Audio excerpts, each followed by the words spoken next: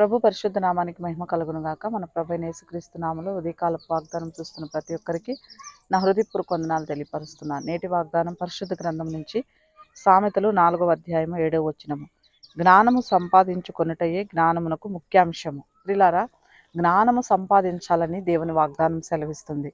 ఈ లోక జ్ఞానం దేవునికి వెర్రితనమని, దేవునికి అసహ్యమని దేవుని యొక్క వాగ్దానం సెలవిస్తుంది. ప్రియులారా, ఈ యొక్క ఉదయకాలం లేచిన దగ్గర నుంచి మన సొంత జ్ఞానము చేత, సొంత ఆలోచనల చేత, సొంత మాటల చేత, మన సొంత పనుల చేత ఎంతగానో శ్రద్ధ కలిగి మనం జీవిస్తూ ఉన్నాం.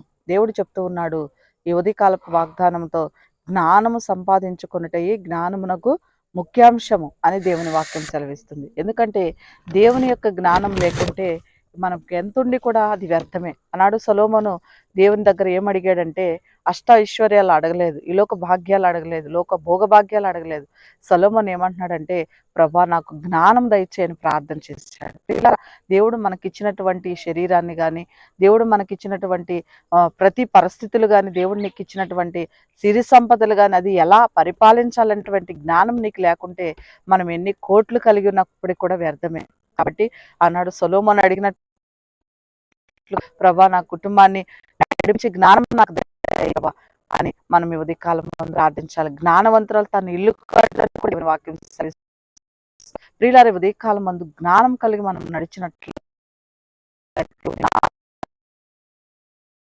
నీ పిల్లలు దీవించబోతున్నారు కాబట్టి జ్ఞానం కలిగి కుటుంబంలో నువ్వు మెలిగినట్లయితే, నీ బిడ్డలకు కూడా చెప్పిన నీ భార్య మరి యొక్క మాటలన్నీ కూడా నీ కుటుంబానికి వర్తిస్తాయి. కాబట్టి ఉదయకాలం మంది జ్ఞానం కలిగి ప్రవర్తించి మరి యేసే మార్గంలో మనం అందరం కూడా నడిపించబడదాం. ఈ యొక్క వాగ్దానం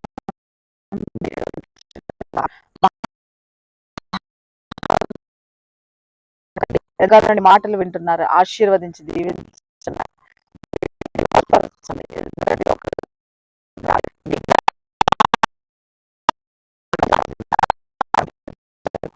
ఎందుకంటే ప్రార్థించే జ్ఞానం ఇచ్చామని, జ్ఞానవంతురాలు తన ఇల్లు కట్టడానికి కొన్ని వాక్యం సెలవిస్తుంది. లోక జ్ఞానం కాదు కానీ ఆయన నీ జ్ఞానం కలిగి జీవించినట్లు కృప చూచమని. ఎంతమంది అయితే వాగ్దానం విని ప్రభా ప్రార్థనలో సహకరిస్తున్నారు,